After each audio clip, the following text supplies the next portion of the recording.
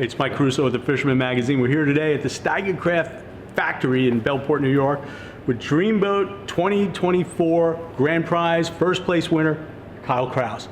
First off, congratulations. Thank you very much, Mike. It's not every day somebody wins a boat and has the ultimate bragging rights in fishing in the Northeast, because when you win the Dreamboat contest, literally, you kind of one-upped everybody else in the contest, and you did it by a big margin this year. And I'd like to just give a little bit of an insight first to what the Dreamboat is for those of you who don't know. The Dreamboat Fishing Challenge, we've been partnering with Steiger Craft now for just about 6 years, and it's a season-long, multi-species, point gathering, subscriber-only fishing competition where anglers compete with 7 different species, all saltwater, all inshore, and the guy with the most points at the end of the contest becomes the grand prize winner. We have a second place winner. He is going to Panama on an incredible Tropic Star vacation, and a third place prize as well with a Sea Eagle inflatable boat. But this behind me, this beautiful boat right here, is grand prize, complete with Humminbird and Minn Kota and Yamaha outboard power. A really beautiful prize package. But what we really want to do here today is learn a little bit about the boat itself, but really want to get Kyle's story. Kyle, I mean, you had first place bluefish, first place sea bass. Yep. You had the 5th place, was it the weakfish, and then the 2nd place top.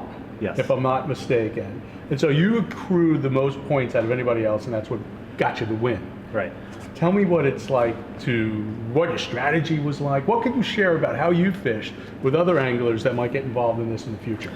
So strategy changed as the season went on. Obviously, we were talking about earlier how I was the 2nd place winner last season in the 2023 challenge. That's right. And I used some similar tactics from last year. Kind of followed years past calendars and checked to see what times of years certain species were running. Obviously weakfish is a big springtime fish, so I targeted them first thing right out of the gate, Peconic Bay, and I hit it hard for a couple weeks there just to make sure I solidified a solid fish on the board. I actually upped my fish out of the gate, so I had a maybe 5 and change pound weakfish that I eventually up to a 6.5 pound fish, and helped me get that 5th place spot on the board. Yeah. So doing things like that definitely help out. I had to make a couple changes along the way because I expected maybe the spring bluefish and porgy run to be a little bit better in the bay for me, and I was planning on tackling one of those species early on, but that didn't work out for me, and I had to kind of change my game plan moving forward with that. So. Gotcha. Definitely strategy of right out of the gate when we start this thing in May, try to get on the board, and the biggest weakfish are in the spring. Right. So if you can nab one of those and get on the board, you're off to an excellent start, and so that's what happened. The span or the geographic area is from Maine all the way down to Delaware. So you're competing with people within that whole geography who have different kind of seasonality, and it's all about when that window of trophy fish are going to be in your area. We purposely make entering a fish a bit more of a challenge. We have minimum weights. We don't want needlessly to bring fish to the scales. When you incentivize the catching of fish to this degree, we want to have a kinder, gentler, in terms of the fishery type of contest, and so that's why. Right. You got to meet those minimums. You bring up a good point with that. Yeah. There's obviously some fish I wasn't able to make the board with. I towards the end of the season, I was trying to up my game with a larger porgy. I didn't have a porgy on the board, and these things sound a lot easier to catch than they are sometimes. But a 2-pound porgy is not it's not an easy fish to catch like some people think. Or a 2-pound sea robin. I fished days and days in Shinnecock Bay trying to catch a sea robin to weigh in on the board, and out of all the fish, I couldn't make the cut with it. The bluefish bluefish, 15-pound minimum. That's a tough fish to catch. That's right. You know, it takes a lot of dedication, early mornings. Yeah. You know, really targeting you know, your windows of opportunity. That was specifically what I did with the bluefish there. Yeah. You know, you get your bigger bluefish end of August, September into October, and that's what I did to make that one work for me. So it's really working on those you know, weather windows, the you know, tides, and when those fish are running. So. Okay, well, that's definitely the name of the game. I mean, this is, you know, it kind of engages you as an angler. If you're fishing for the Dreamboat, I would think your mindset throughout the year is always trying to unravel. Where am I going to find a trophy? Where am I going to find a trophy sea robin? Okay? When was the last time you sweated to catch a sea robin? It's when you want to catch them that you can't, right? That's it. Yeah, yep. I had friends made fun of me because I was targeting them specifically. You know, nobody would go fishing with me. I don't know why. Yeah, yeah. You know, there's a lot of great anglers, and you know, there was some changing of positions throughout the year. We're going to get back to a bit more of the drama about the Dreamboat in a minute, because I really want Alan to give us a little insight into this boat. Tell us a little bit about the boat, Alan. Okay, we designed this boat in 1990 up in Maine with Northern Marine. And what model is this one? This is a 21 Classic. 21 Classic. And it was kind of like a Ray Hunt design. They worked on the boat a little bit, and this has been one of our popular boats since 1990. Yeah. It's a great inshore boat. It's very stable, it's fast, it burns very little fuel, and it's just a great boat to have around. So that's how we started building it. There's no wood in it at all. Everything's composite now. Cruiser board in the transoms, Erics in the decks and everywhere. So everything, there's no core in the hull, so it's all 100% solid. Transferable lifetime warranty. Yeah. So the boat holds a lot of value. And it's built right here where we're standing. In fact, the boat is in production. Well, the factory's in the back. Factory's in the back. Well, this is the rigging area of Yeah, the which is factory. in the rigging area. So we're in Bellport, New York at Steiger Craft. And this boat's rigged with a Yamaha 150. And it's got a Humminbird Solex 10-inch on it, and for the fish finder, And a Minn Kota. and a Minn Kota. Getting back to the contest, Right. I mean, so you know, you get through the middle of the year, and you know, people are jockeying for position, and you know, you're waiting for these other seasons to kind of come into play, like bluefish, like tog, and that tog category got pretty competitive. Right. Tell me a little bit about the end game. How like, big was the blackfish you caught? 8.95 was my blackfish. So that's a solid blackfish. That's a good Again, blackfish. you think you know, you think a double-digit tog is an easy fish to catch, which I was telling the story earlier. I told it to Matt Broderick. Yeah. You know, one of the things that really drove me home early in the spring was the spring blackfish season. I had my personal best and a double-digit fish right out of the gate in April. in April. But the tournament isn't open. We start in May. Yeah. So I Well, we mean, just that like was this. a, you know, hey, that was a banner moment, banner trip for me, where you know, caught my personal best, and it gave me a little extra drive where I'm saying maybe someone's looking down on me this year, and you know, maybe I get the extra push I need. I will say, there's part of the rationale behind starting in May. You got to remember, people up north from us in Massachusetts and Rhode Island and Connecticut, even Maine, can enter this contest. Not much going on up there in April. Right. So we're trying to balance out the playing field from a regional standpoint and what's available. So that's, I'll speak to that in that way. Yep.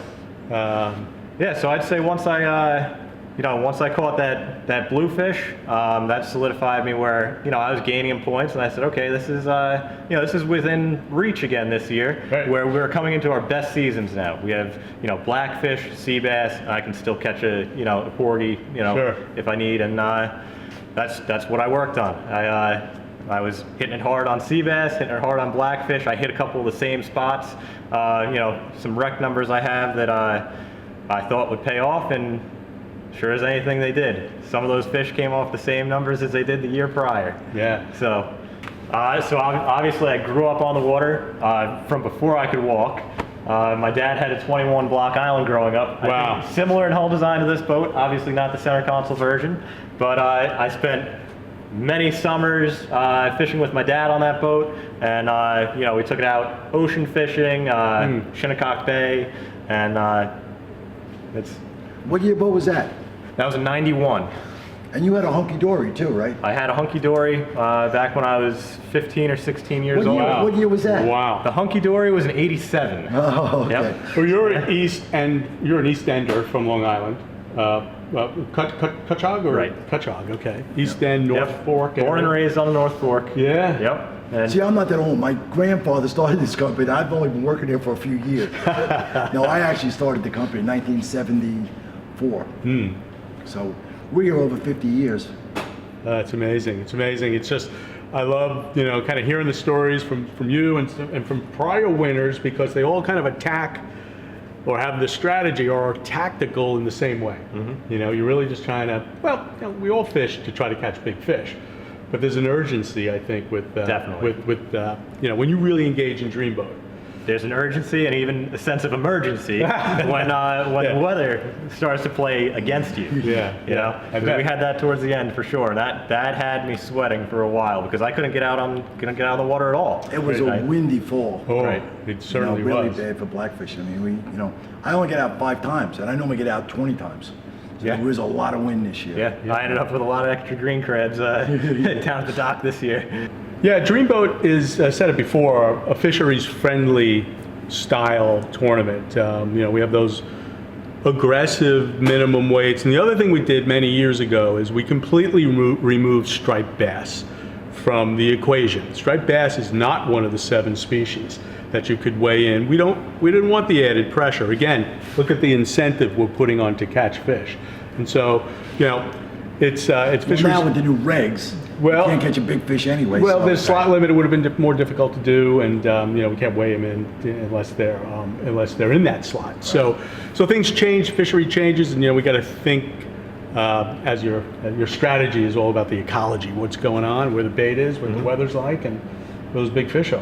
Right. But we all love to fish. That's why we do, because we love to fish. But it must make it really exciting when you're in contention on this thing. Oh, yeah. The whole season's like, It makes it. Well, I mean, simply asked, how do you feel? It feels amazing. I mean, put it this way. One way or another, I'd be fishing on the water. It's an added step, weighing these fish in. There's no secrets to the tournament. Right. It's a subscribers only tournament at the end of the day. Right. It's my subscription fee and spending a lot of time on the water, and here's the payoff behind me. Yeah. I can promise you I spent a lot more time on the water than I would without the competition. But in the end, it's worth it. I have a lot of, great memories, and obviously a boat to show for it at the and the boat's at worth the end about of it all. 80,000, so you did good. Not bad, not bad. Well, I know you'll be a fantastic ambassador for Steiger Craft, Yamaha, Humminbird, Minn Kota, and certainly the Fisherman too. Honored, couldn't happen to a nicer guy, and really the talent is what got you there. A lot of people say fishing is luck, but you hear it here about strategically how you have to approach fishing, and that's one of the great things, right? Unraveling the mysteries, and sometimes it pays off. It can pay off for you too. Stick with us as we unveil the 2025 Dreamboat and anything we do. You got to be a subscriber to the Fisherman, where you can get the insight into what's happening on a weekly basis and more. Through our website, thefisherman.com, and the Fisherman Magazine. So, check us out, learn more about Kyle and about Steiger Craft, especially. We've got so much content for Steiger Craft on the website. Go check it out. Go to his website. Support our sponsors and read about Kyle's complete story in our January issue of the Fisherman Magazine. Thank you guys, and once again, Thank you, Mike. congratulations. I couldn't be happier. Alan, thank you, and thank you to Yamaha, Minn Kota, Humminbird, all for the awesome package. Yeah. It's a great fishing package. I just want to say that this boat is not finished yet, so Yeah, this boat doesn't look like this at the end. yeah, it's still under construction, but you can see it at the New York Boat Show. That's right. That's right. And many other Steiger Crafts and Yamahas and all the other great boats sponsors that will be there as well. We'll show some photos of the finished boat as you actually take delivery of it. Okay. But until then, once again, thanks everybody. Mike Caruso with the Fisherman Magazine. Tight lines.